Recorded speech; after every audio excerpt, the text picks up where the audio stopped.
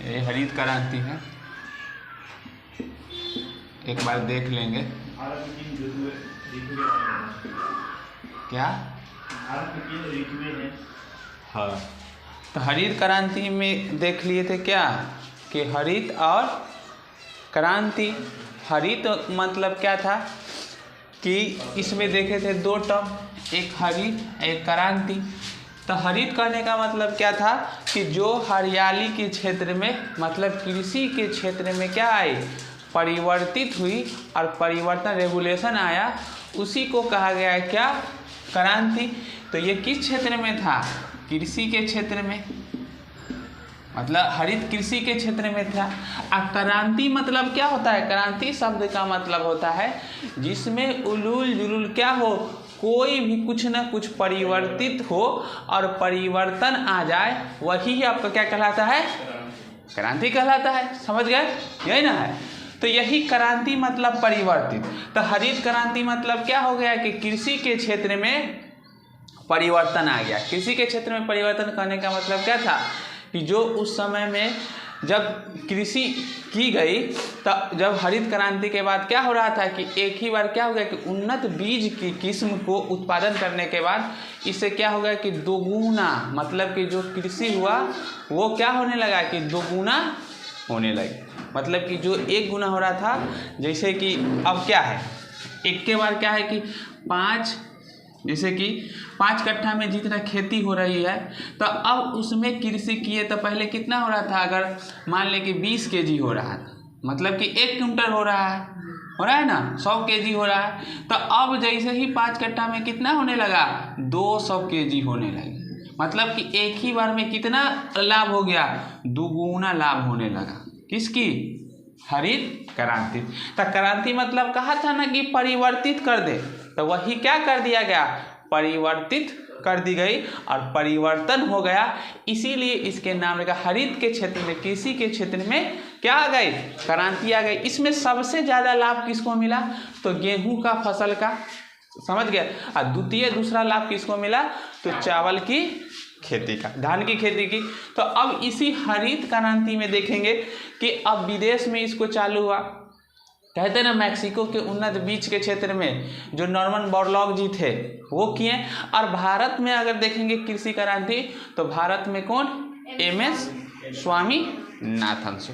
तो अब यही क्रांति के स्वरूप में आप लोग को लिखा दिए थे कि क्या है, विश्व में कौन सा क्षेत्र में, एक बार रिवीजन करा देते। विश्व में हरित क्रांति का जनक किसे कहा जाता है, विश्व में हरित क्रांति का जनक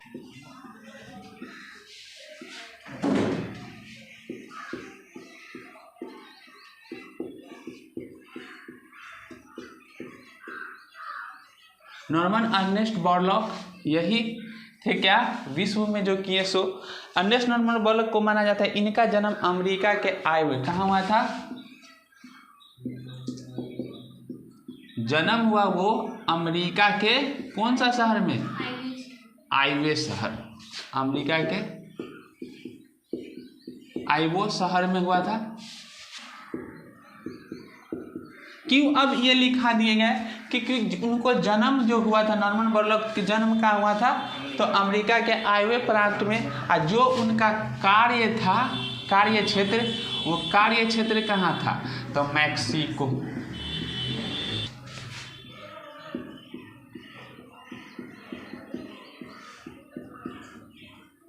ही था। कार्य क्षेत्र जो था देख लीजिएगा, कार्य क्षेत्र देख लीजिएगा। तो कार्य क्षेत्र में को था मैक्सिको के शहर में हुआ था सो। उसके बाद था कि इसमें तो अब इसीलिए जो मैक्सिको के ही कौन सा बीज माना जाता है, तो उन्नत जो बीज मानी जाती है वो कहाँ की मानी जाती है, मैक्सिको को ही मानी जाती है। उसके बाद नेक्स्ट लिखाए थे, इनके द्वारा विकसित गेहूँ उच्च उत्पादकता वाली प्रजातियों से भारत, पाकिस्तान, मैक्सिको सहित अनेक देशों में गेहूं उत्पादकता दुगुना। अब कह रहा है कि जो इसमें देखेंगे नॉर्मन बोरलॉग के द्वारा जो कौन सी बीज थी, तो मैक्सिको की कौन सी बीज, उन्नत बीज, यही ना था, उच्च उत्पादकता वाली प्रजाति।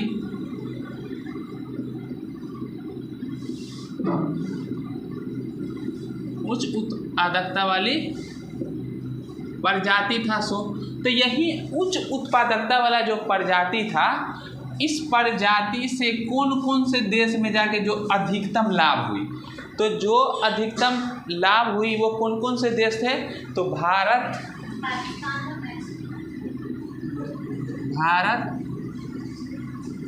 पाकिस्तान, उसके बाद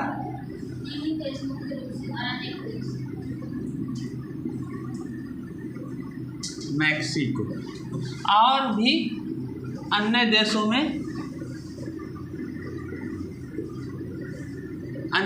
में देखा गया। तो कह रहा है कि जो ये भारत, पाकिस्तान, मैक्सिको में मुख्य रूप से और अन्य देशों में भी क्या हो गई, हरित क्रांति का जो प्रभाव देखा गया। तो इस हरित क्रांति के प्रभाव में क्या हुआ कि मुख्य रूप से जो इसमें गेहूं की फसल थी, किसकी, गेहूं की फसल थी, वो गेहूं का फसल क्या हो गया, दोगुना होने लगा। क्या होने लगा, दोगुना। तो यही ना हम आपको बताए थे कि दोगुना मतलब क्या, कि अगर एक कट्ठा में 1 केजी हो रहा है तब कितना होने लगा, 2 केजी। तो यही आपको कहला गया कौन सी क्रांति, हरित क्रांति। समझ गए कि हरित क्रांति विश्व के नॉर्मन अर्नेस्ट बोरलॉग द्वारा दिया गया विश्व में, और इसका जन्म अमेरिका के कहाँ हुआ था, आइवे प्रांत में हुई थी। कार्य क्षेत्र कहाँ है, तो कार्य क्षेत्र आपको है मैक्सिको। जो क्या किए थे कि मैक्सिको में ही उसमें लैब थी, उसी लैब में क्या किया गया कि उन्नत बीज की किस्म को क्रॉसिंग करवाया गया। तो हरित क्रांति में क्या होती कि उच्च उत्पादकता वाले क्षेत्र में है।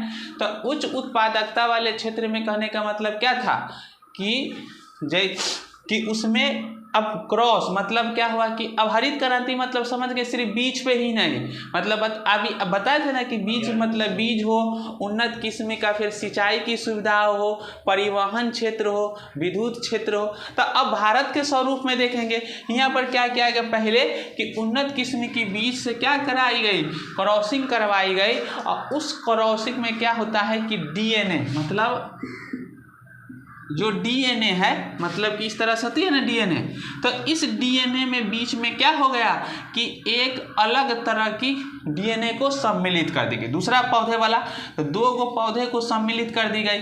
तो अब इसमें क्या हुआ, क्रॉसिंग कराने से हो गया कि कोई छोटा डांट वाला, मतलब क्या है कि पौधा का छोटा छोटा होता है ना, उसकी लंबाई डांट छोटा हो गई। तो छोटा डांट जिसका क्या हो कि दूसरा किस्म के लिए दिया गया कि जिसका क्या हो फल होता हो उसमें, तो वो ज़्यादा होता। तो मतलब क्या है कि छोटा ही उसकी क्या हो जाए कि लंबाई छोटा ही हो और फल क्या हो, बड़ा बड़ा हो, यही ना हो, फल क्या हो जाए, बड़ा बड़ा हो जाए। तो अब ऐसी आकृति में क्या हो गई आपका कि अब छोटा रहेगा तो क्या हो जाएगा कि कम उसकी आवश्यकता होगी सब चीज़ को। ऐसे होगा ना कि छोटा है तो अब पानी की कम आवश्यकता, खनिज की कम आवश्यकता, और फल क्या दे रहा है कि ज़्यादा दे रहा है। तो अब यही दोनों अलग अलग जो उन्नत किस्म के बीज को है उसको क्रॉसिंग करवाया गया और क्या किया गया,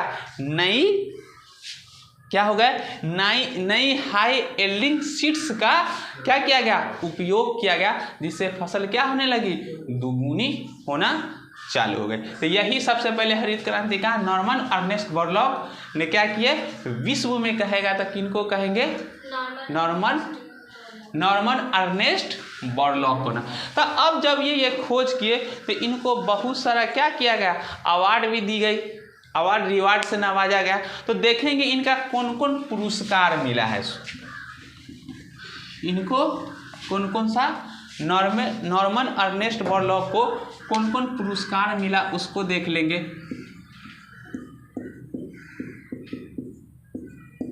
पुरस्कार,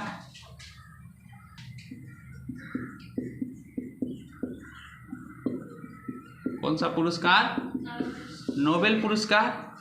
उसके बाद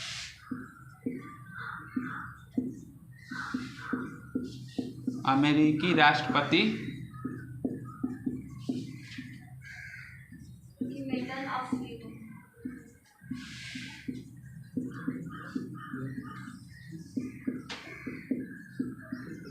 यही दिया गया मेडल, अमेरिकी राष्ट्रपति का medal of freedom. Congressional gold medal, ये उसके प्रदान की गई।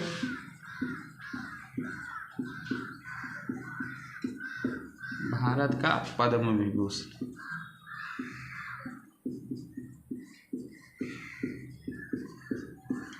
पद्म विभूषण दिया गया क्या है 2006 में। तो यही आपका जो नॉर्मन बोरलॉग इस क्षेत्र में जब विकास किए तो उनको क्या क्या अवार्ड दे दी गई, तो उसका अवार्ड दे दिया गया कौन कौन सा, तो नोबेल पुरस्कार, उसके बाद अमेरिकी राष्ट्रपति का medal of freedom, congressional gold medal, और 2006 में भारत का पद्म विभूषण। तो ये आपका क्या हो गया, पूरे विश्व के क्षेत्र में हो गया। सो यही ना देखेंगे, तो ये विश्व में देख लिया। अब जैसे ही विश्व में हुआ तो अमेरिका के सहायता से अब क्या हो जाएगी, भारत में हो जाएगी क्रांति। तो अब यही भारत में मुख्य रूप से देखेंगे कि भारत में हरित क्रांति कहाँ देख लेंगे,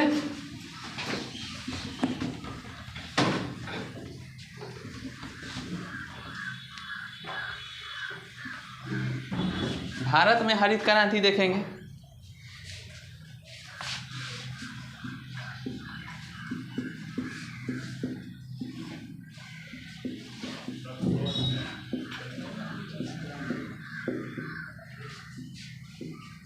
भारत में हरित क्रांति, अब भारत में हरित क्रांति को अगर देखिएगा तो भारत में हरित क्रांति किसको कहा जाती है, जनक किसको कहा जाता है, भारत क्रांति में का पिता या फादर ऑफ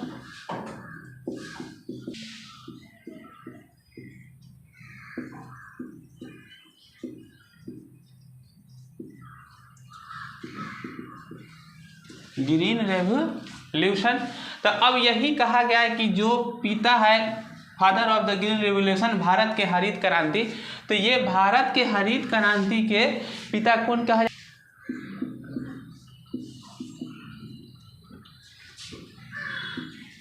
डॉक्टर एम.एस. आ जाइए स्वामीनाथन, डॉक्टर एम.एस. स्वामीनाथन को कहा जाता है क्या, भारत के। तब के तो जो एम.एस. स्वामीनाथन जी थे इसी के रूप में, तो एम.एस. स्वामीनाथन जी के किसके, तो गेहूं के उच्च उत्पादकता, इसी को ना देखे थे। सबसे ज़्यादा विकास क्या हुआ कि उच्च उत्पादकता की खोज की गई थी। यही गेहूं की उच्च उत्पादकता के लिए क्या हो गया, अमेरिका के सहायता किसका प्रयोग किया गया, हाई एल्ड सीड्स, इसका प्रयोग की गई और इसके तहत से क्या की गई, गेहूं को क्या कर दी गई, भारत में दोगुना कर दिया गया कि जो गेहूं की उच्च उत्पादकता के क्षेत्र इसको क्या किया गया कि इसी स्वरूप में।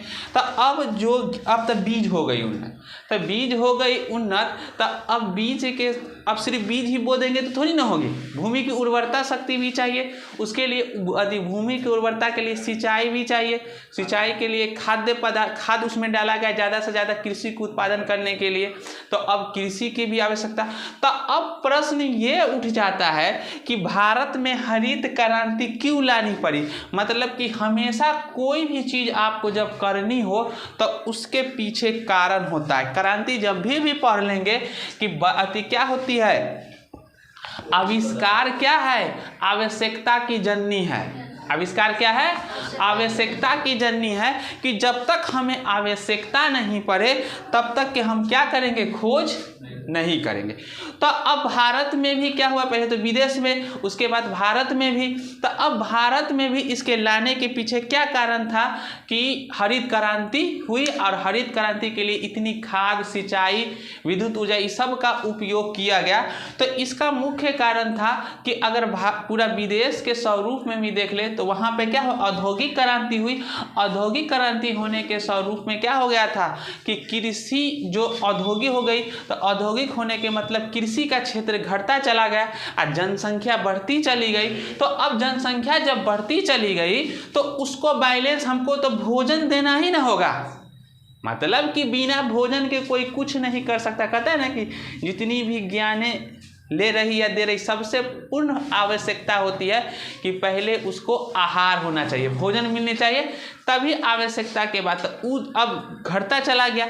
अब भारत में देखेंगे तो अब यहाँ भी क्या हुआ, भारत में जो हुआ तो 1960 के बाद के दशक में हुआ, 1965-66 में देखे हैं कि हरित क्रांति का यहाँ प्रारंभ हुई। तो उससे पहले हमारा भारत का जो जनसंख्या के स्वरूप में देखेंगे तो पहले तो सेकेंड वर्ल्ड वार चला 1939 से 45, 1939 से 45 के बाद सेकेंड वर्ल्ड वार जब चलने के बाद अब यहाँ के बाद क्या हुआ कि हमको स्वतंत्रता मिला। स्वतंत्रता मिलने के बाद हमारी स्थिति इतनी दयनीय थी कि हम क्या कर सकते हैं कि हम पूर्ण रूप से भोजन भी परिपूर्ण नहीं पहुँचा सकते थे। मतलब कि जैसे ही सेकेंड वर्ल्ड वार चला, फिर जैसे औद्योगिक क्रांति का क्षेत्र था, यहाँ पे क्या हुआ, कृषि की क्षेत्र घटते चली गई, जनसंख्या बढ़ रही थी, अब ज़्यादा अनाज की आवश्यकताएं थी। तो अब भारत में भी इसकी मांगे हुई कि सबसे पहला बात क्या रखी गई कि जब देखिएगा पंचवर्षीय योजना आएगा, तो जब पंचवर्षीय योजना आया था ना कि पंडित जवाहरलाल नेहरू के द्वारा, तो जब उस समय में हमको स्वतंत्रता मिली, तो स्वतंत्रता मिलने के बाद सबसे पहली आवश्यकताएं थी पंडित जवाहरलाल नेहरू जी के समय कि लोगों को समस्या सबसे पहली क्या है, भूख है। जब तक के भूख को नहीं मिटाया जा सकता है तब तक के आगे कोई क्षेत्र में कार्य नहीं की जा सकती। तो इसीलिए सबसे पहले देखे होंगे 1951 से 56 चलता है ना कि पंचवर्षीय योजना अपनाई गई। पंचवर्षीय योजना कहते हैं 5 ईयर प्लान, मतलब 5 ईयर प्लान में क्या था कि प्रत्येक 5 वर्षों के लिए एक मॉडल रख दी जाएगी और उस मॉडल के स्वरूप में आगे कार्य किया जाएगा, यही रखा गया था। तो वही उस समय में क्या किया गया कि प्रथम पंचवर्षीय योजना का मॉडल ही था कृषि। तो उनको सबसे पहले उतनी, मतलब कि अब पूरा देश हमारा ताक लगाए हुआ है, चारों तरफ से ताक में है कि भारत पहले तो ये समझता थी कि भारत स्वतंत्र हो जाएगा, तो कहा हो गया। अब जैसे ही स्वतंत्र जब हम हुए तो स्वतंत्र होने के बाद क्या था कि समस्या हो गई कि अब उसी समय में स्वतंत्रता मिलने के बाद क्या हो गई, सांप्रदायिक दंगा चालू हो गया, सांप्रदायिक दंगा हो गया। तो अब देखिएगा कि पंजाब में 70,000 लोग के करीब में मर गए, फिर बंगाल के क्षेत्र में 70-75 हज़ार, तो अब 1.5-2 लाख आदमी क्या हो रहा है, सांप्रदायिक में मृत्यु हो गया। कितना अस्त व्यवस्थ हो गया, वहाँ से यहाँ, यहाँ से वहाँ। तो अब विश्व ताक में था कि क्या है, भारत अपने आप को स्वयं स्वराज्य को स्थापित नहीं कर सकता है, क्योंकि पूरा भारत बायोडाइवर्सिटी है, भारत इतनी विभिन्नताओं में बटी हुई है, धर्मों में बटी हुई, संस्कृति में बटी हुई, भाषा में बटी हुई है, तो भारत एकत्रित हो ही नहीं सकता, भारत अपने आप को नहीं चला सकता है। तो यही उनकी सबसे बड़ी पहले चुनौती थी पंडित जवाहरलाल नेहरू जी के समय में। और उस समय में वो क्या कर दिए, अपने आप को स्थापित किए और मॉडल को लेके गए कि सबसे पहले प्राथमिकता होनी चाहिए भूख। अगर इसको अगर लोगों तक के हम भूख को पहुंचा दिए तो क्या हो जाएगा कि हम जल्दी से ऊपर उठ सकते हैं।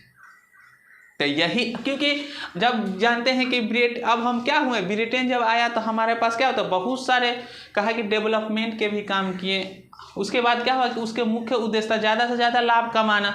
तो अब वो यहाँ से आए तो पूरे बहुत सारे हमारे खनिज, पूरे वस्तुएं को क्या है कि आर्थिक रूप से हमारा बहुत संपन्नता को लेके जा चुके हैं। अब यहाँ पे एक क्रांति के स्वरूप में हो गई, तो अब वही कृषि मॉडल पे काम चला। इसीलिए अब आवश्यकता पड़ गई कि कारण खोज हो रहा है, तो कहें ना कि आवश्यकता क्या करती है, आविष्कार की जननी है। मतलब कि जब आपको समस्या लगे तो आप उसका निदान खोजिएगा निदान। पढ़ाएंगे आपको हिस्ट्री, अब चालू होने वाला है, तो हिस्ट्री में आपको कहे थे कि जन्म से लेकर मृत्यु तक पढ़ाएंगे, मानव बना कैसे और मानव फिर ख़त्म कैसे होगा, वहाँ तक के प्रेजेंट तक के पढ़ाएंगे। तो वहाँ पे भी आपको जब पढ़ाएंगे डार्विनवाद का सिद्धांत, तो डार्विनवाद का सिद्धांत में उनका सिद्धांत ही है कि क्या है, परिवर्तन ही संसार का नियम है, अगर हम बदले नहीं तो ख़त्म हो जाएगा। तो अब जो वहाँ पे वो दिए कि क्या है कि जो यहाँ पे एडजस्ट नहीं कर पाया वो ख़त्म हो जाएगा, सर्वाइवल ऑफ द फिटेस्ट वहाँ पे पढ़ाएंगे। तो अब यहाँ पे वही जैसे ही अब क्या हो गया, कारण आ गई। अब कारण जैसे ही आया तो हमारा भारत में कौन सी कारण आई, हरित क्रांति। तब हरित क्रांति का क्या हो गया, यहाँ पे उत्पन्न हुई और एम एस स्वामीनाथन हमारे भारत में क्या हो गए, हरित क्रांति को लेकर के आए। तो अब कम भूमि में ही क्या किया जाए कि कम भूमि में ही खाद्य पदार्थ हाई यील्डिंग बीज का प्रयोग करके बीज का अब क्या हुआ, ज़्यादा से ज़्यादा फसल उगाना चालू हो गया। जैसे ही हरित क्रांति आ जाएगी तो हरित क्रांति के बाद आपका आ जाएगा इंद्रधनुषी क्रांति।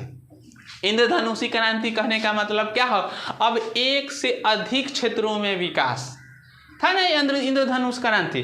तो इंद्रधनुष क्रांति में होगी कि एक से ज़्यादा अब जितने भी क्षेत्र है उस सब क्षेत्र में विकास करना, पशुपालन में, मत्स्य पालन में, उसके बाद हो गया ना परिवहन क्षेत्र, अब सब में विकास करना चालू हो गए, तो वही आपको हो जाएगा इंद्रधनुष क्रांति।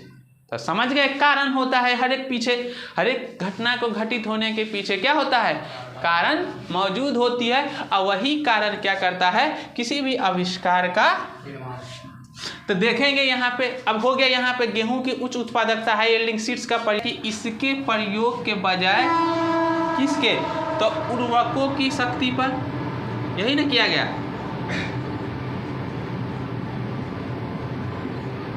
तो उर्वरकों का अधिक प्रयोग किया गया, उन्नत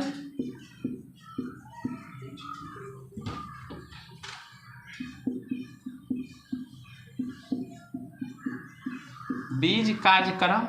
तो इस उन्नत बीज में क्या हुआ था, HYBP का प्रयोग किया गया, BP का प्रयोग लिया गया। तो ये आपका कहाँ से, संयुक्त राज्य अमेरिका से, यही ना लिया गया, USA United state of America के सहायता से कहाँ अपनाई गई, तो भारत में। तो अब कन्फ्यूज नहीं होइएगा कि क्वेश्चन बना देता है कि जब कहे कि हरित क्रांति का सबसे उन्नत बीज का प्रयोग कहाँ से की गई, तो डायरेक्ट कहे तो विश्व में तो मैक्सिको बोरलॉग जी के द्वारा, तो वहाँ से मैक्सिको से इसका हुआ, विश्व में मैक्सिको से फैली। लेकिन भारत में जब कहे कि हरित क्रांति किसकी सहायता से, तो USA United state of America के सहायता से, अमेरिका के जो बीज थी उसकी सहायता से भारत में अपनाई गई कौन सी, फाउंडेशन।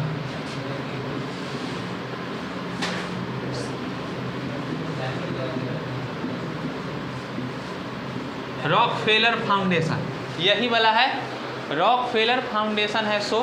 तो यही जो अति भारत में अपनाई गई HYBP। तो अब इस उन्नत बीज जो था USA यूनाइटेड स्टेट का, तो यूनाइटेड स्टेट का कौन सा लेबोरेटरी, रॉकफेलर फाउंडेशन था, उसी के सहायता से कहाँ अपनाई गई, भारत में अपनाई गई। अब लिखिएगा, इसमें था भारत के हरित क्रांति का प्रथम चरण। अब देख लेंगे कि अब यहाँ से तो यहाँ तक क्लियर है ना, हाँ। तो अब यहाँ से देख लेंगे आगे,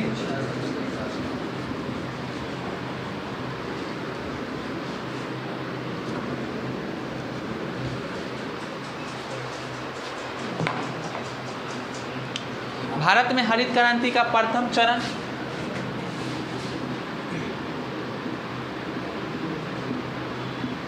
भारत में हरित क्रांति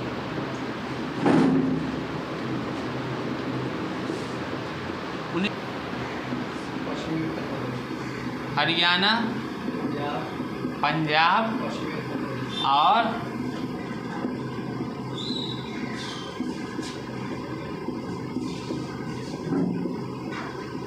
पश्चिमी उत्तर प्रदेश, यही हुआ था आपका प्रथम चरण में विकास। उसके बाद आप देखिएगा दूसरा चरण,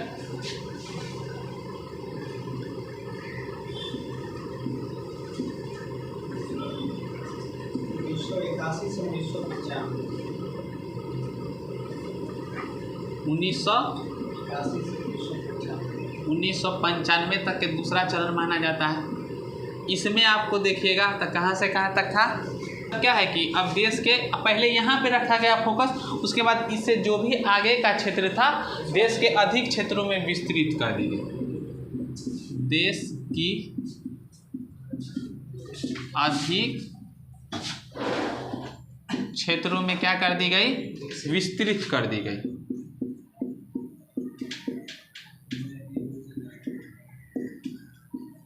विस्तृत कर दी गई। यही था कि अब 1921 से 1995 तक क्या हो गया कि अब देश के अधिक क्षेत्र का हुआ। तो पहले ही कह दिए थे कि इसमें टोटल में सबसे ज़्यादा लाभ किसको हो रहा है, गेहूं का।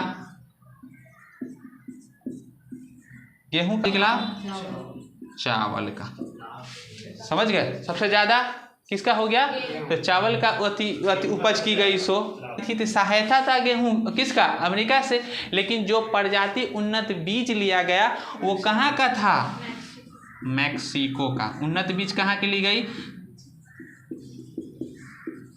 मैक्सिको का ये था जो उन्नत किस्म की बीज का प्रयोग। क्रांति हुई तो 1965 के बाद जब भारत का मुख्य रूप से हरित क्रांति अपनाई गई तो इस हरित क्रांति में आपको कहाँ किस किस क्षेत्र में, मतलब कि अब ये क्वेश्चन पूछ दिया था ना बीपीएससी में क्वेश्चन पूछा था कि हरित क्रांति जो हुई उसमें क्या क्या, हरित क्रांति के लिए क्या क्या आवश्यकता है।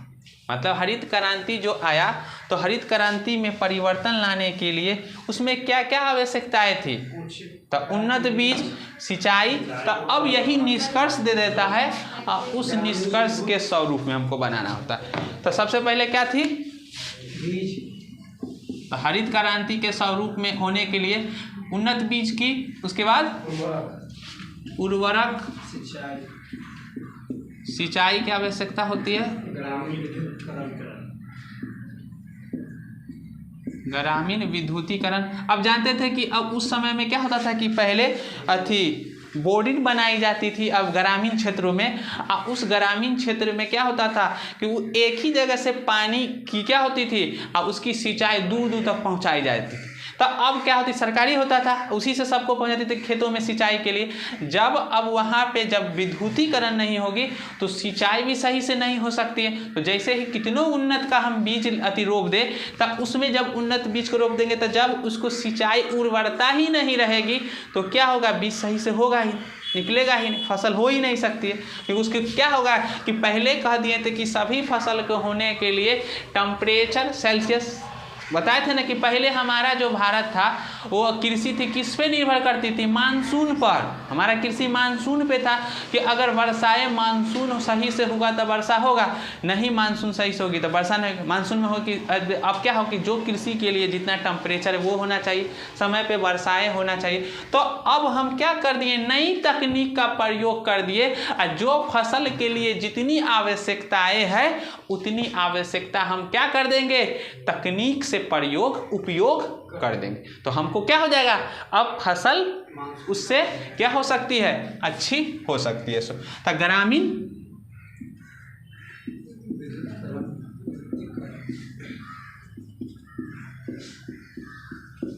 ग्रामीण विद्युतीकरण। उसके बाद अब था कि ग्रामीण सड़कों का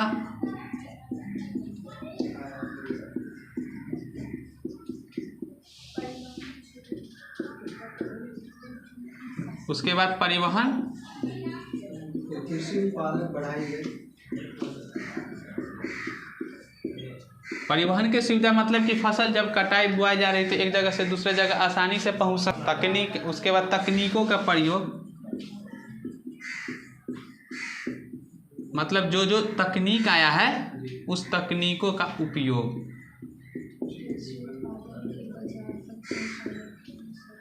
ये हो गया। तो यही आप जो मुख्य रूप से इसमें था कि हरित क्रांति के होने में अब यहाँ से जहाँ से कोई भी निष्कर्ष बना दे हम बना लेंगे कि हरित क्रांति होने। आप पहले आप जानते थे खाली उन्नत बीज, हरित क्रांति मतलब उन्नत बीज नहीं, इतना यही फंसा लेता है पेपर। क्या हो गया कि हरित क्रांति के लिए अब क्या क्या हो गया, उन्नत बीज की आवश्यकता, उर्वरक मतलब कृषि में जो जो आवश्यकता होती सभी होनी चाहिए। उसके बाद उन्नत बीज की, उर्वरकों की, सिंचाई की, ग्रामीण विद्युतीकरण, ग्रामीण सड़कों का निर्माण, परिवहन की सुविधा और विपणन कार्य और तकनीकों का उपयोग। विपणन कार्य समझ गए, ये हो गए बीज, उर्वरक, सिंचाई, ग्रामीण विद्युतीकरण, ग्रामीण सड़क निर्माण, परिवहन की सुविधा, विपणन कार्य और तकनीकों का उपयोग। यही कहलाएगा पूरा क्या, हरित क्रांति। इतना सहायक है हरित क्रांति होने। समझ गए ना? तो अब ऑप्शन 4 गो में एगो खोजता है, गलती से 1 2 3 देता, इनमें से कोई ना एक में से सब ले ना। तो अब ध्यान रख लेंगे कि इतनी सहायता क्या होती है हरित क्रांति होने में, सहायक होती है। अब ये देख लिए हम हरित क्रांति। तो अब जैसे ही हरित क्रांति जब हुआ, क्या हो गया कि दुगुना फसल हम उपयोग करने लगे, उत्पादन होना प्रारंभ हो गया। तो अब क्या हो जाएगा कि अब कृषि से संबंधित जो क्षेत्र है, तो अब कृषि से संबंधित क्षेत्र में भी के लिए भी क्या की गई कि नई तकनीक का उपयोग करना प्रारंभ की गई, और उसमें भी ज़्यादा उन्नत करने के लिए क्या हुआ, सरकार के द्वारा, भारत सरकार के द्वारा क्या कर दी गई, 28 जुलाई कब 28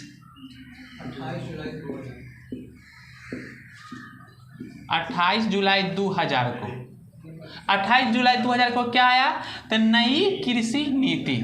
कौन सी नीति आई,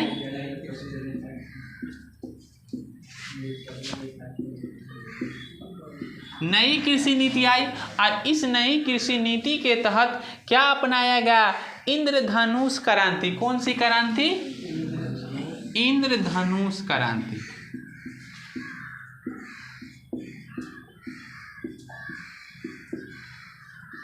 तो इंद्रधनुष क्रांति कहने का मतलब क्या हुआ कि इंद्रधनुषी क्रांति के मतलब कि अब जो पहले कृषि पे पूरा फोकस किया गया था, खाद्य पे, अब इंद्रधनुष क्रांति के जो भी उससे संबंधित अन्य जो क्षेत्र जैसे मत्स्य हो गया, पशुपालन हो गई, फल हो गई, सब्जी हो गया, तो अब अलग भी क्षेत्रों पे हमको क्या करना है, ज़्यादा से ज़्यादा उन्नत और ज़्यादा से ज़्यादा हमको क्या करना है, उत्पादन करना है।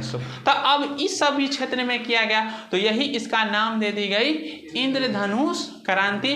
कब आया, 28 जुलाई 2000 को नई कृषि नीति आई, और इस नई कृषि नीति के तहत आपको क्या कर दी गई, इंद्रधनुषी क्रांति। कहा कि इस अंत क्या है, प्रत्यक्ष या अप्रत्यक्ष रूप से, किसके, इंद्रधनुषी क्रांति में कहा गया कि प्रत्यक्ष या अप्रत्यक्ष, अप्रत्यक्ष। अब कहने लगा कि प्रत्यक्ष हो या अप्रत्यक्ष रूप से क्या करना, कृषि के क्षेत्र में उन्नति के लिए। यही ना कहा गया कि प्रत्यक्ष या अप्रत्यक्ष रूप से कृषि के क्षेत्र से संबंधित सभी क्रांतियों को शामिल किया गया। मतलब कि कृषि से संबंधित जो भी क्रांति है सभी को शामिल किया गया, क्रांति को क्या कर लिया गया, शामिल कर लिए। तो क्रांति मतलब तब समझते ही हैं बदलाव। अब कहा अप्रत्यक्ष हो या प्रत्यक्ष रूप से हो, किसी के द्वारा जो कृषि से संबंधित है सभी क्षेत्र में अब हम क्या करेंगे, बदलाव लाएंगे, और यही क्रांति के स्वरूप में अलग भी क्षेत्र में अपनाया गया। तो अब इंद्रधनुष क्रांति में कौन कौन सी क्रांति हुई उसको देखेंगे, समझ गए, यही आया। तो अब देख लीजिए इंद्रधनुष क्रांति।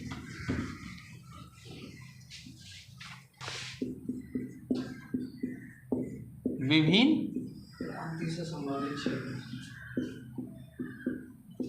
क्रांतियों से संबंधित क्षेत्र। क्रांति के सीजन चल रहा है ना, क्या अगस्त है, क्रांति चल रहा है, स्वतंत्रता मिलने वाला है ना, आती है वो एक्टिविटी को तैयारी कर लीजिए, समझ गए। विभिन्न क्रांतियों से संबंधित क्षेत्र है सो ना। तो अब विभिन्न क्रांतियों से संबंधित क्षेत्र के बारे में देखेंगे। आप लोग का हेजिटेशन है, क्या चीज़, डर क्या चीज़ के लगेगा,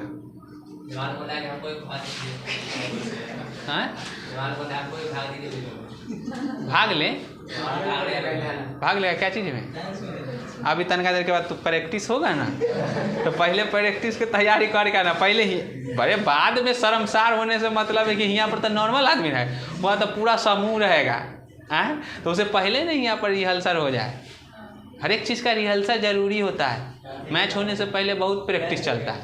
ये भी जरूर है सर, एग्जाम से पहले कभी भी तैयारी नहीं, खेल से पहले कभी भी प्रैक्टिस नहीं, आपको भी सफल नहीं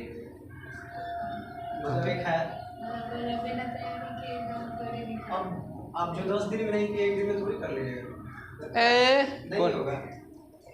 वो आप जैसे कि प्रैक्टिस मतलब होता है कि शुरू से, मतलब कि आपको एक आप मैच करने का मतलब, खेल के मतलब हो गया कि आप डायरेक्ट अभी मैच खेलना थोड़ी ना चालू किए हैं, पैदल लिए हुए से मैच खेल रहे हैं, तो आप अभी आपको उस पैटर्न पर है कि कौन बाउंड्री देखें, तो आपको सिर्फ शॉट चूज करना है कि कौन बॉलर को कैसे मारना है। तो आप जाके उसको वीडियो क्लिप दिखेगा, रणनीति बनाइए, किसको बच के खेलना है, कौन डेंजर है। खेलने हमको पूरा ना आता है, गजब बात कर। हम तुमको आज थोड़ी ना कहे खेलने के लिए उतरो, अकेले मैच खेलाएंगे सेमीफाइनल। तुम जन्म से खेल रहा है, मतलब हमको पढ़ने पूरा रहा, हम लगातार पढ़ा रहे हैं। आज हमको एग्ज़ाम देना है 10 दिन में, तो हम अब क्राइटेरिया सेट करेंगे कि उसका पेपर का टॉपिक कौन कौन सा है, वो टॉपिक को छाँटेंगे, रिवीजन कर लें। कि हम थोड़ी ना कि हम डायरेक्ट आज चल गए हैं यूपीएससी के एग्ज़ाम देना। बचपन से हम कुंची कर रहे हैं, उतना दिन से 25 साल से हम पढ़िए रहे हैं। गजब भाई, ऐसा बात करता है सब, ये ना समझिए ना पाता है। समझ जाए कोई समझता है, समझता है तो खतरनाक समझ जाता है। समझिए ना पा रहा है तो हमारा शब्द निकालना मुश्किल हो गया। कहते कुछ समझता कुछ आवरे। आप सब एक्टिविटी आपके अंदर है। आपको डांस करने ना आता, वो एक दिन में डांस सीख थोड़ी ना जाएगा। जिसको डांस है उसको ना कर रहा है डांस देने के लिए। स्पीच नहीं दिए हुआ है आज तक कहीं स्टेज पर। जिसको स्पीच देना है उन्हीं को कर रहे हैं, तो 1-4 दिन में वो स्पीच तैयार ना कर लेगा। हैं जो कॉमेडी कर रहा है, नृत्य करता है, उसको कॉमेडी ना कर। डांस जो कर रहा है वो आई डांस कर रहा है, बचपन से डांस कर रहा है ना रे। डोला रे डोला ना उसको आज कर रहे हैं। विभिन्न क्रांति संबंधित क्षेत्र। उसके बाद पहला में लिखेंगे हरित क्रांति,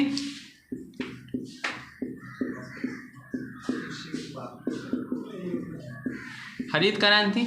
उसके बाद दूसरा वाला में लिखिएगा हरित क्रांति किससे था? खाद्य उत्पादन से। उसके बाद कौन सी क्रांति लिखवा? सुनहरी क्रांति।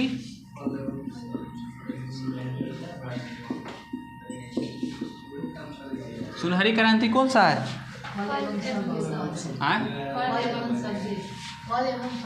फल एवं सब्जी।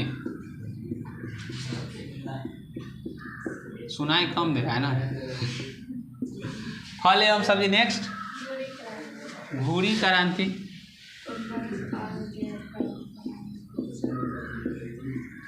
भूरी क्रांति में कौन सा? उर्वरक और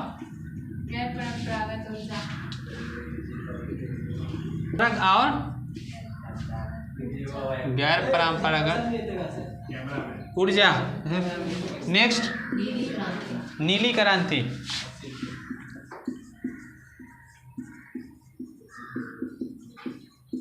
नीली क्रांति में मत्स्य पालन।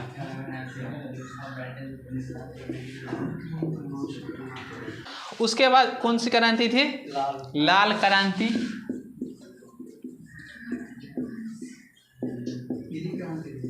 लाल क्रांति कौन सा? मांस और टमाटर।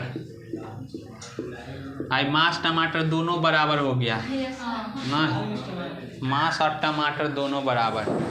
नेक्स्ट काली क्रांति।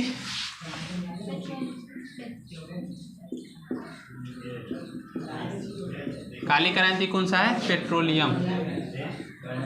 पेट्रोलियम और पेट्रोलियम। उसके बाद गोल क्रांति।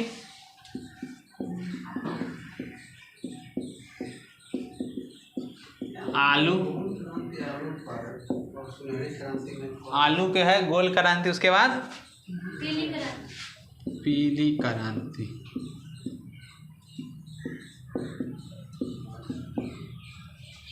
तिलहन। तिलहन उत्पादन। उसके बाद गुलाबी। गुलाबी शहर जयपुर। गुलाबी क्रांति किससे संबंधित है? मांस और झींगा मछली। मांस निर्यात। गुलाबी क्रांति फेमस है झींगा मछली के लिए।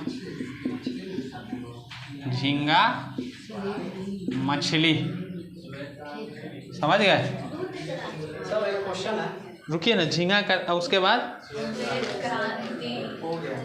गुलाबी क्रांति, श्वेत क्रांति।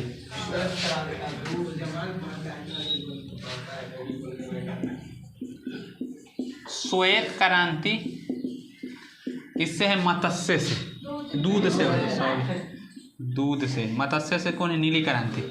यही आपका हो गया दूध उत्पादन से। तो विभिन्न क्रांतियों से संबंधित क्षेत्र में लिख लीजिएगा कि कौन कौन सी क्रांति आपको हो गई। तो हरित क्रांति खाद्य उत्पादन, कृषि के क्षेत्र में सबसे ज़्यादा कौन सा हुआ? गेहूँ, दूसरा बात पे चावल। उसके बाद सुनहरी क्रांति, सुनहरी क्रांति किस में हुई? फल एवं सब्जी उत्पादन से, यही होता है सुनहरी क्रांति। उसके बाद भूरी क्रांति आपको उर्वरक और गैर परंपरागत ऊर्जा से हो गया। नीली क्रांति आपको मत्स्य पालन।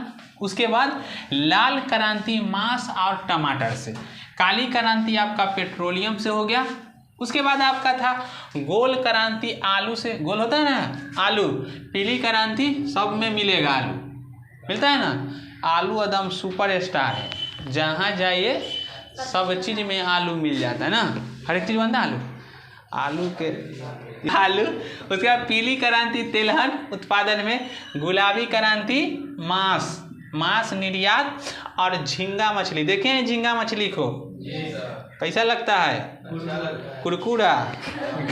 श्वेत क्रांति किससे? दूध उत्पादन से। समझ गए? दूध को कहा जाता है क्या? कि ये मुख्य रूप से पूर्ण आहार कहा जाता है। दूध पीने से क्या होता है? सभी तरह की आहारें आपको परिपूर्ण हो जाती है, जो भी आपको चाहिए शरीर की मात्रा के लिए। इसीलिए चाय कम पिया करिए और दूध ज़्यादा पिया करिए। समझ गए? दूध अच्छा लगता है कि चाय? तो ये चाय हो जाएगा, चाय ना। हो गया, ये आपका पूरा संपन्न हो गया। कौन सी क्रांति? हरित क्रांति। अब यहाँ से कोई दिक्कत नहीं ना होगा, क्लियर हो गया?